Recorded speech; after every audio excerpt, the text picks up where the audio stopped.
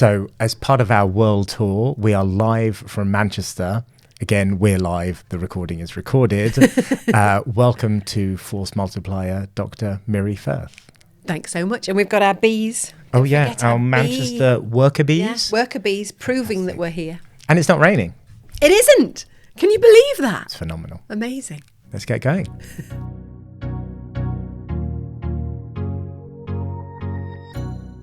Dr. Miri Firth. Hi. Welcome to Force Multiplier, where AI is the tool and people are the multiplier. Love that. I like it. It's we could just talk about AI and AI and AI, but that's boring, really. What about the humans in the equation? That's what we want to talk about.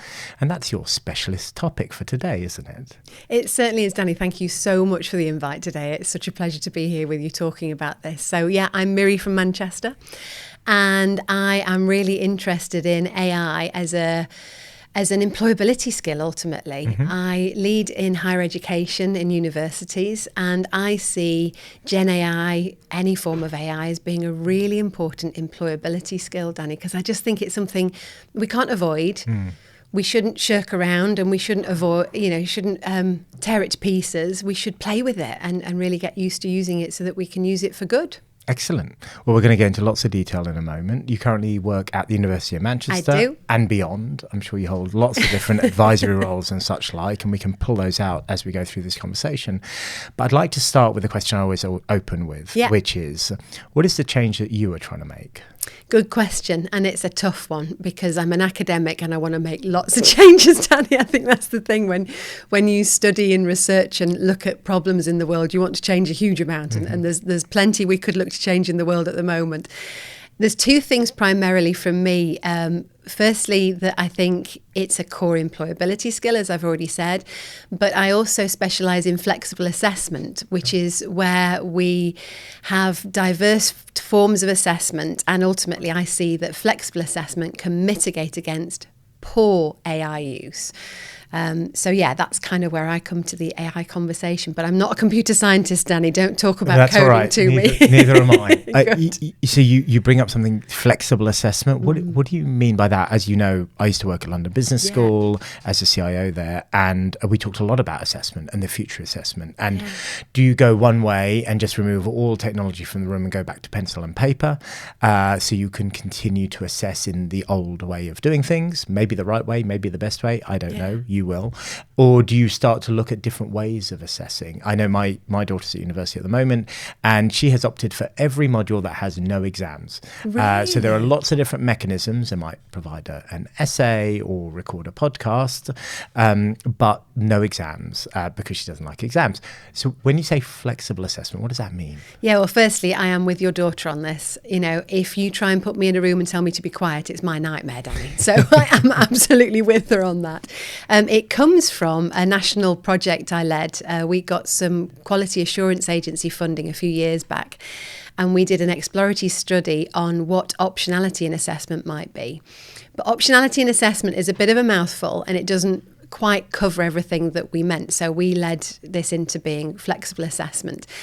And what we found from the study across 4 institutions, Danny, was that there are 12, 13, 14 different types of flex that you can get in assessment. Right. So it might be the mode, which is what you described in terms of your daughter not choosing exams, but it could be the deadline. So you've got a deadline of the 27th of July. You can submit up until that point. You've got flex in word count, so plus or minus 1,500 words. Right.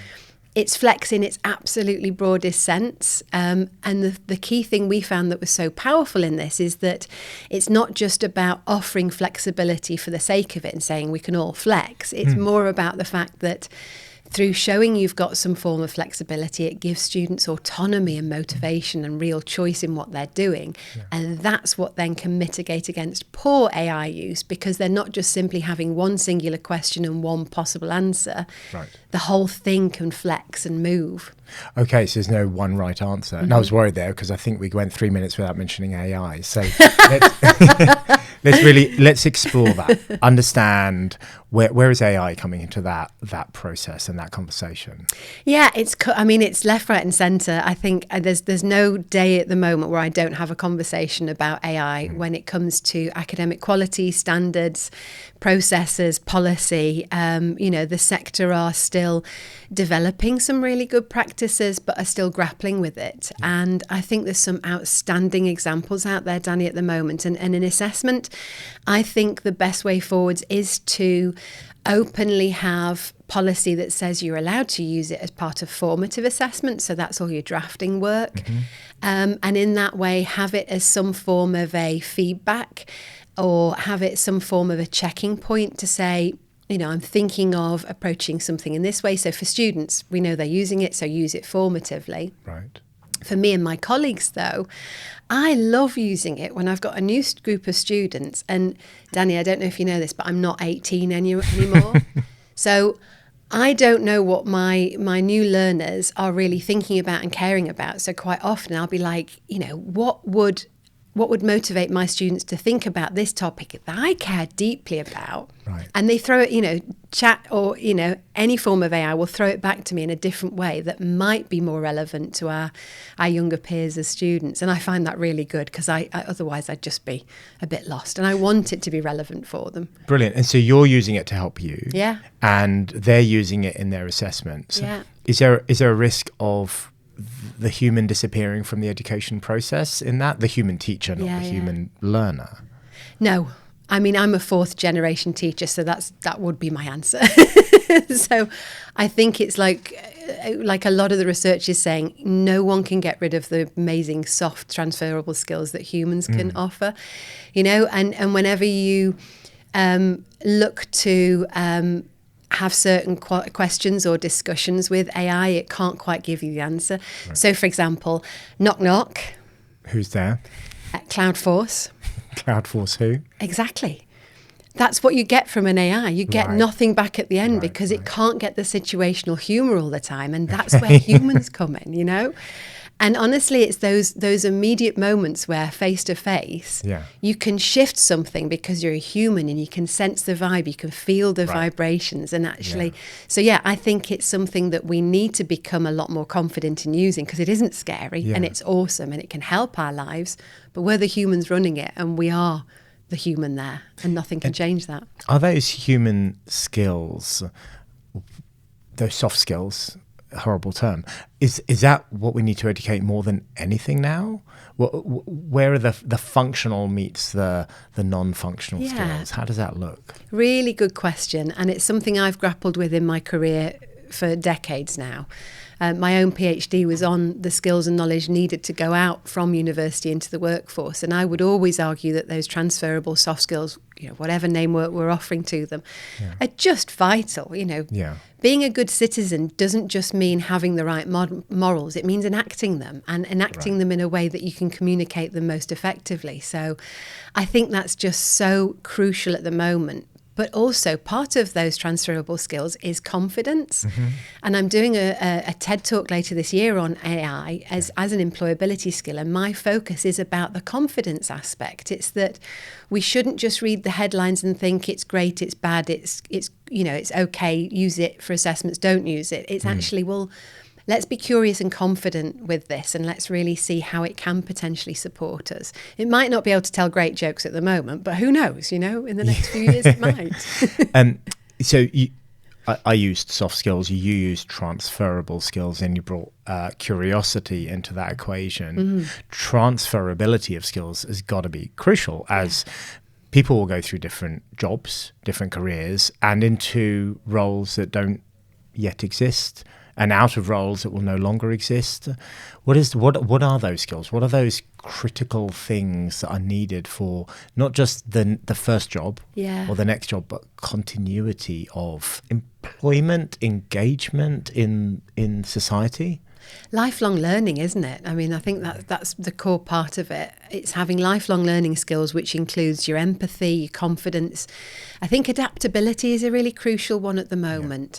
And again, that links into AI use, because when it kicked off, the number of models, I mean, I don't know about you, but I'm still like, what model are we on? You have to be adaptable just in using one tool. Yeah. Never mind in the workplace where you'll have different people working with you, different managers, different customers, different engagement points. And being adaptable, I think, is just one of the crucial 21st century skills that we all need. Right. Based on your communication, empathy, understanding, awareness. And then it's all the knowledge that comes along with that, being a critical thinker, having environmental awareness, but also having ethical understanding as well. I think that's the one thing I hear time and time again. It's not just about understanding and empathy, but doing that in a way that's critical of a status quo that should never just be accepted. I'm thinking about ethics, empathy on one side, ethics, being a good citizen. The definition of that will vary from culture to culture as well. What does that look like? What rule book are we looking at to define what is appropriate, what is right these days? That's a really good question, and I'm going to be as simple as I can, I think, because we could go on to a lecture on this. I think I would say what I say to my beautiful, wonderful son at home, and it's ultimately about being kind to each other and being honest. I think, if you're having a conversation with someone who, so for example, before AI really kicked off, one of the core employability skills I was trying to support a number of my students with was Excel use. For decades, it was your soft skills and Excel. Because students just weren't taught to use Excel spreadsheets, and the macros there are just crazy complicated. But ultimately, it's about learning how to use those in a way that supports you best. I mean, you mentioned Excel. So I don't tend to write macros, but this morning I was talking to my spreadsheet through Copilot and just said, look, can you just look at those cells, do the research, fill in the form, give me a summary. And it's like, okay, no problem, I'll get it done for you. And then, and it's all done. That's bizarre. Being born into a world or becoming conscious in a world where you don't need to write a macro, that's got to change the mindset. Are you seeing those changes for the students that are coming through your classrooms? It varies because, again, a lot of my students are international students. So some of them are using it for direct translation, which massively helps, especially when you've got idioms and colloquialisms and things like that just... yourself when you've gone abroad trying to interpret that and what it means and is it the direct translation or not, it can get very, very confusing. So I think it's awesome for that for a number of our learners, but also in terms of, being a sounding point and supporting with verbal communication as well. I hear a lot of students who are preparing for presentation assessments, for example. They will prepare their presentation with audio, having a conversation, and get feedback from whichever AI they're using, and they'll say, how was my pace? How was my tone? Did this work? I paused here, and getting some feedback that way, which again, I just think is incredible. When you mentioned communication, I was thinking of course, just using it to write your slides, using it to write your emails. I now can't handle even reading anything written by AI. If it's an email or a LinkedIn post that is, you can tell immediately, and I just scroll by.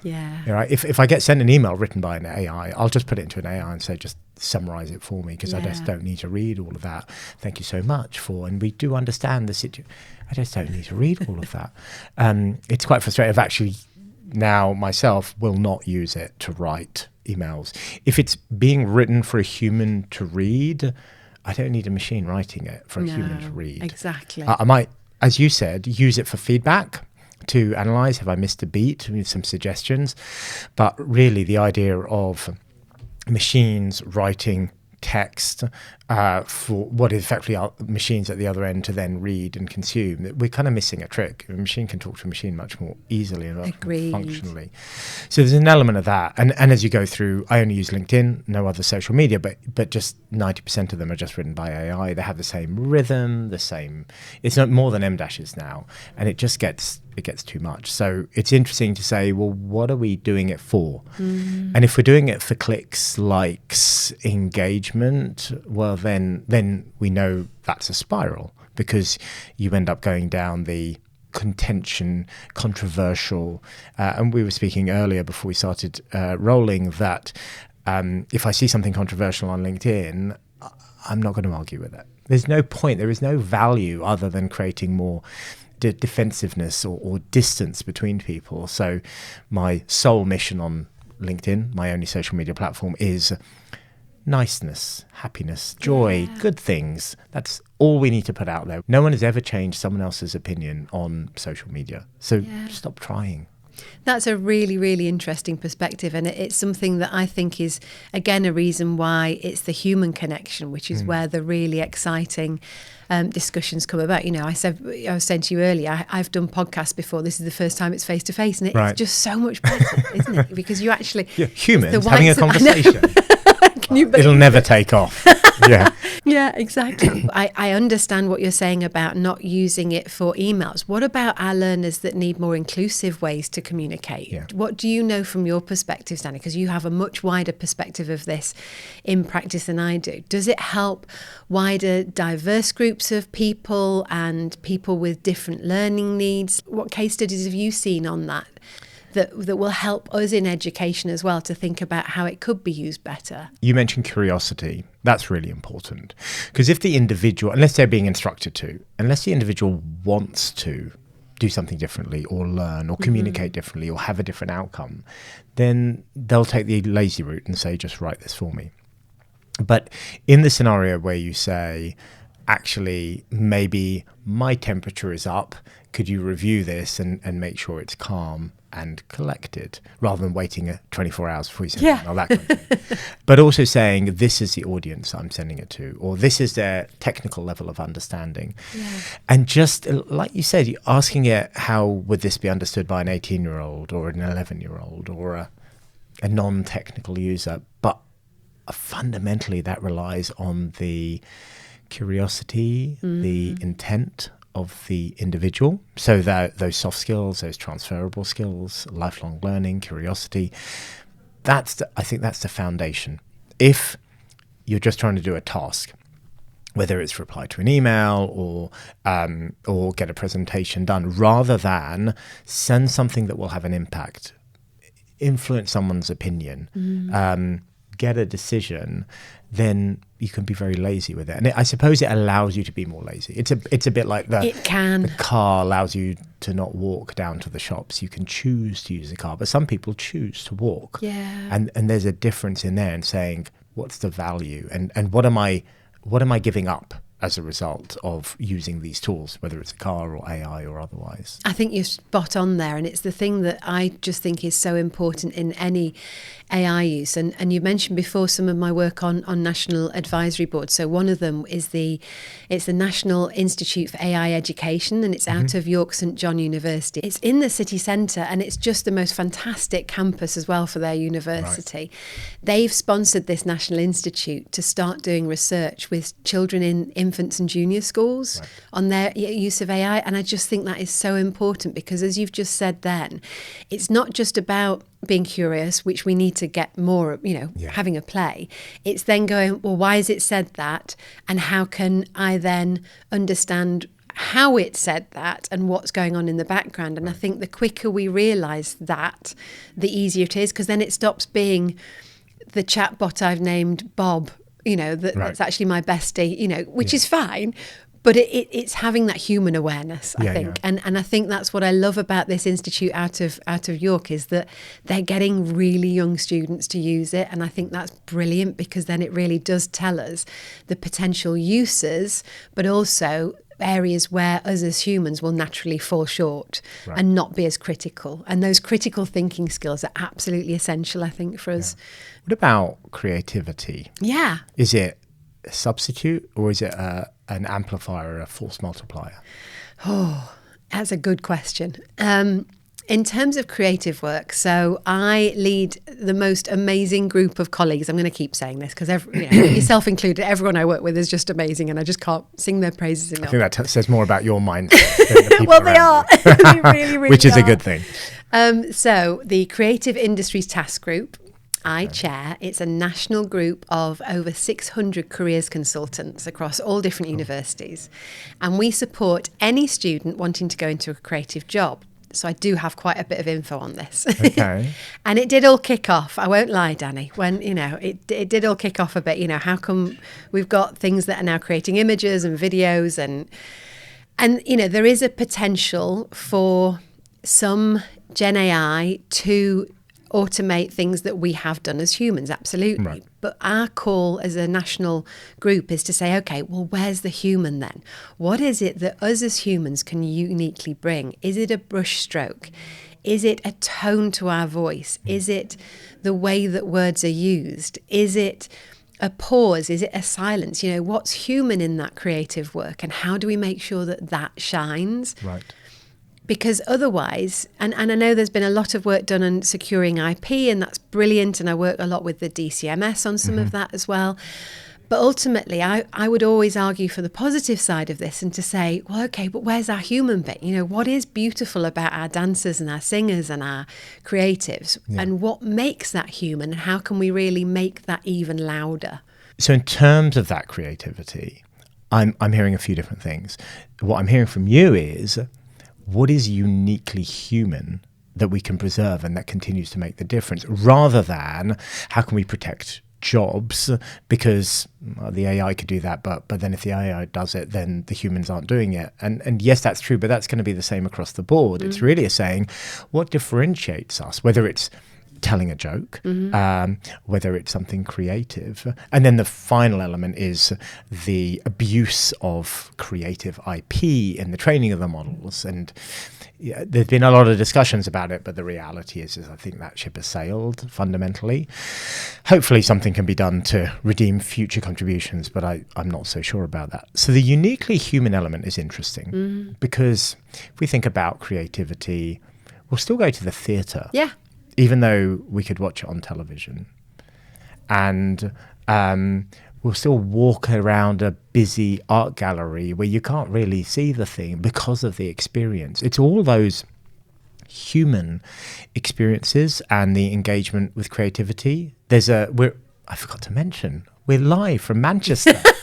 We are. We're on the road. We're on the tour. We're live from Manchester, and there is an unofficial Banksy exhibition happening right now in Manchester. And I saw a quote. I'm going to get it wrong. A quote from Banksy. I can't remember it was a really great expression, because it's about art generating a reaction, not like, oh, that looks nice. It's got to evoke a feeling, a response. It does. And I see Gen AI doing phenomenal things on mathematics, on protein folding, on climate change, but maybe not art, maybe not opera. It is that differentiator of what is human, but it's then also acknowledging that there has been a long history of poor support for creative industries, ultimately. If you think about a lot of people who are now in senior roles in media, they all started as working as a volunteer or as a runner, working for free for a long time. In some ways it's two things that have perfectly collided that have shown issues. And what you've said is really true also of people and places like libraries, for example. So when Google came on board and the internet, and we were suddenly able to get books everywhere, it didn't stop libraries from being needed. It didn't stop physical books. I mean, I don't know about yourself, I have to read physical books, and I'm sorry, but I'm a spine bender. Oh, no. I was agreeing with you up until that point. Oh, no, I'm sorry. I was in a library recently, and partly because my family were doing something next door to the library and I just wanted to go somewhere and sit down. It was packed. Really? It was absolutely packed. Wow. And had a look around and actually found a book that I really wanted to see and physically handle, which was Sapiens by Yuval Noah Harari, the comic book version. Oh, really? There's a children's version, and it's all illustrated. Oh, I need and to just get that. Sitting down in that room, surrounded by people, reading it. It was wonderful. It was a wonderful experience. It is magical, isn't it? And like you said about the Opera House, there's nothing like that. When the whole audience goes silent and you can hear a pin drop, it just takes your breath away. And it's one thing, actually, I always do. I go down to London quite a bit to do presentations and things. And if I go down, I have to have a night at the West End, and I go on my own, and I get the cheapest seat. You won't be going on your own next time. No, as long as I still get ice cream. I need to make, I've got a routine now, Danny. So let's go back a bit. We've definitely diverged. you talk about employability skills, okay? That presumes employment. Yeah. That assumes work for wealth distribution. But then we talk about art and the history of art and where that comes from, and going around galleries around Europe in particular, hundreds of years, that art was sponsored by the church, by the monarchy at the time, usually to spread a particular message. But even then, the capturing of art, where do you feel the future of, I dare say, employability, but of what will people do? What does that potentially look like? Yeah, and I'm asked this often, Danny, you know, what is a future graduate? What should they look like? What should they be like? And ultimately it is someone who is adaptable and has both human capabilities and tacit knowledge as well. It's not, it has to be a mixture of both. So whether you're graduating from school or from university, it's having an open mind. It's having curiosity, but it's having digital skills. And I think having, you know, those levels of digital skills are so important now. And it's not just a baseline for whilst you're studying. It's actually thinking, well, I might need different levels of skills for elsewhere, and then having an openness. And again, I found this really difficult in my first couple of jobs, to be able to go, I don't understand this, or I don't know that, and be open to that and say, can you help me? Because I think that's another big fear that a lot of our recent graduates have, that they feel that, but I'm a graduate now, that means that I've got this. Yeah. And then they go into the workplace and they've suddenly found there's 3 new tools and they're working in teams that they're unsure of. So I think adaptability, curiosity and openness, a willingness to fail. I mean, I don't know about yourself, but my failures are what have taught me the most about myself, about my values, about how I interact with other people. And I think when you haven't failed that much, that's the scary bit for our graduates. So I try and allow them that safe space to do those testing and failing whilst they're with me. But then when they go out into the workplace, they can adapt as they need to. But I don't think there's a magic book of skills. I think a lot of it are the transferable lifelong learning qualities that we all need and we all have to accept aren't perfect and are ever evolving. It wasn't that long ago everyone was a farmer. 97% of people were farmers, and now it's 3% of people are farmers. And that's automation. And things are changing all the time. Yeah. What do they end up doing? And you might not know the answer to that. I don't, but I just think that whatever it will be beautifully human, because we will find a way. And I think because I'm a university academic, ultimately it's supporting a liberal, cohesive society to help itself. And whether the automation bit is an interesting thing, because I quite often get asked that as well, Danny. And I honestly think we can't automate for automate's sake. Yeah.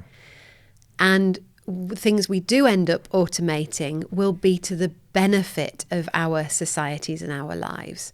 Let me ask you another question about the speed of change. Yeah. Right? We, the media, the academics, podcasts like this talk about it's inevitable, it's coming fast, you know, it's going to be here before you realize it.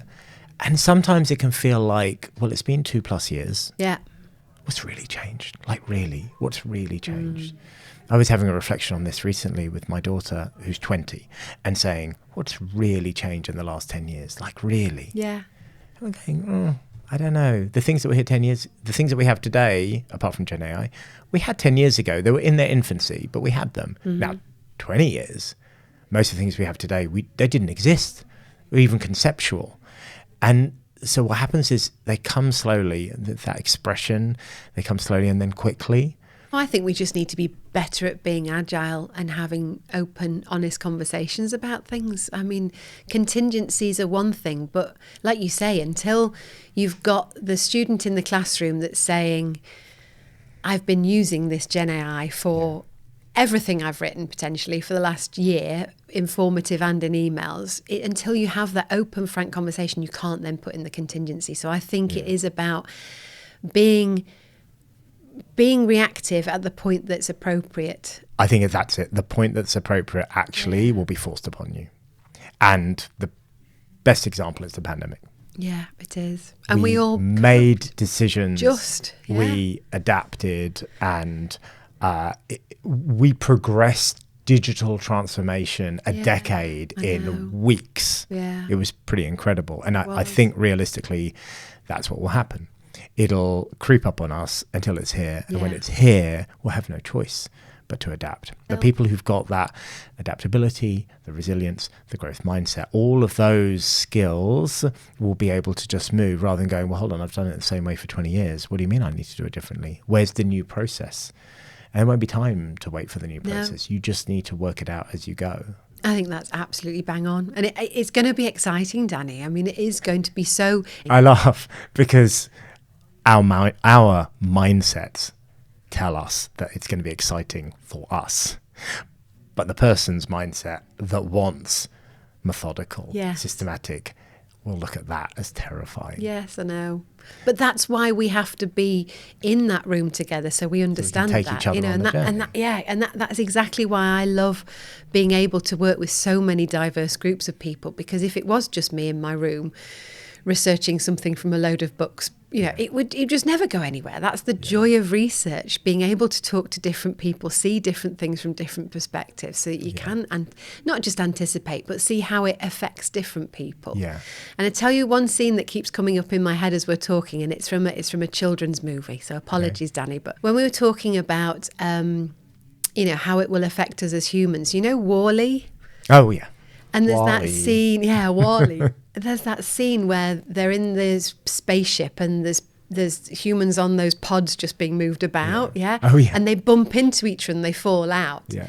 I know without a doubt that whatever happens, however this progresses in whichever direction, there will be points in our future where those two things will collide. Yeah. People will lock eyes with each other again and go, oh, and it'll be just when it's 3:00 in the morning and we've come out the club, just when we've had a dream or we've had some problematic email or an encounter, you just have those human moments of, and it's in that immediately where you go, I now see this and we need to now change this, and that will happen. Yeah. I like what you said about different mindsets, different groups, diverse thinking. And, we read about that and we talk about that right now in Cloudforce, where I work, and University of Manchester utilise our platform Nebula One. Our executive team are so individually different from each other. Really? And the CEO does two things. He always sits back and speaks last, which is easy to write in a book, but really hard to do when you're in a leadership role. Fascinating to watch. And two, he creates space for all of the different voices and mindsets. And we think about things so differently. It's incredible. And he watches it play out. And it's wonderful to watch, because you just go, why is that person saying that thing? That makes no sense at all. And then by the end of the conversation, you realize that all of those contributions created the outcomes that have created an organization that is so dynamic, so successful, and so rapidly growing, that if one person said, I know all the answers, this is how it's going to be done, it wouldn't work. It wouldn't be resilient. Autocratic is just not the way forwards for any industry these days. It's just not the way for any of us to thrive at all. But it's easier said than done. Yes. And so being able to lead a company in that way is fascinating. It is. And now AI is becoming part of our workforce. Like as a frontier firm, we use AI in everything that we do. And we're recruiting like never before. That's brilliant. So we're growing the number of humans, we're growing the number of agents, the number of functions, and the outcome is not the reduction of cost. It is customers saying, wow, your product is evolving faster than I've ever seen any product evolve ever, quite frankly. I've had this recently in the Netherlands, I've had it in Spain and Belgium. They're just saying, we can't keep up with the release notes. You are adding so much. And it is a combination of incredible humans, incredible leadership, and agents and AI all working together to create a service and a product. And freedom and space to grow. Yeah. That's the key thing, isn't it? That you have that. That is outstanding, Danny. And I'm so looking forward to using your tools more. As I said, I want to code my Yorkshireman for my TED Talk so that people can have a chat with a Yorkshireman and get all sorts of ideas. Yeah. Well, we're looking forward to your TED Talk. Thank you so much. Thank you, Dr. Miri from Manchester. Thanks, Danny. It's such a pleasure to be with you today. Thank you so much.